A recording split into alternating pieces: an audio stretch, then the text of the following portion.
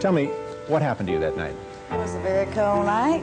Vicki and I and her grandson were coming back from playing bingo. Suddenly, little Colby noticed a bright light in the sky above the pine trees. A tremendous amount of heat was coming from this diamond-shaped thing. Fire was coming out of the bottom of it. When it moved, it made a swishing sound, and there was a beeping the entire time, a deafening beeping that I still hear in my mind at night. All three of us got out of the car, and Toby and I got right back in. I just stood there, terrified, for about 10 minutes. The object lit up the surrounding pine woods like it was daylight. I was burning, my skin was burning. Well, you must have been terrified.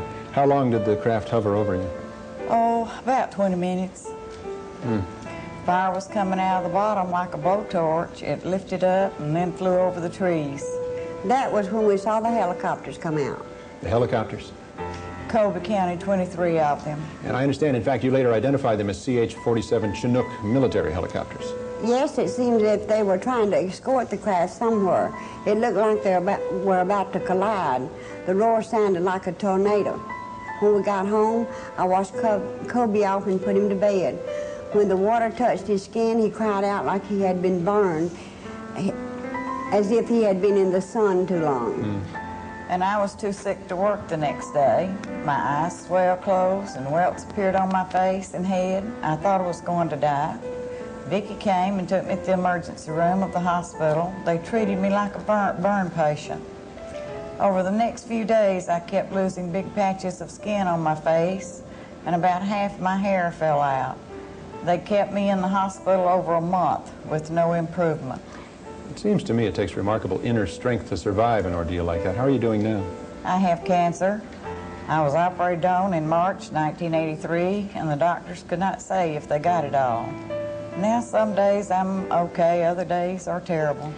Has the government ever expressed a willingness to take responsibility for this thing? No, and I'm mad as hell, and disappointed with the government of our United States. Well, I don't blame you, Miss Cash. And Ms. Landrum, thank you for joining us in Washington. I think you two are extraordinarily courageous ladies.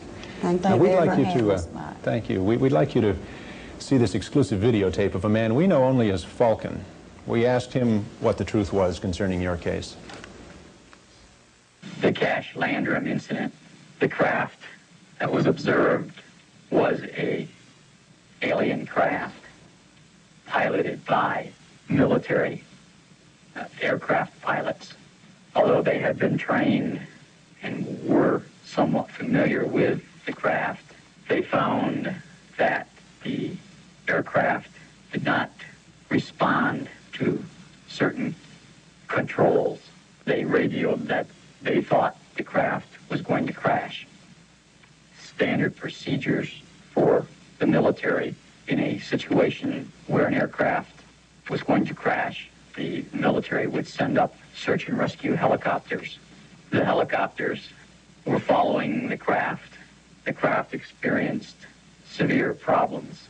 It was thought that the craft was going to crash. However, this craft did not crash.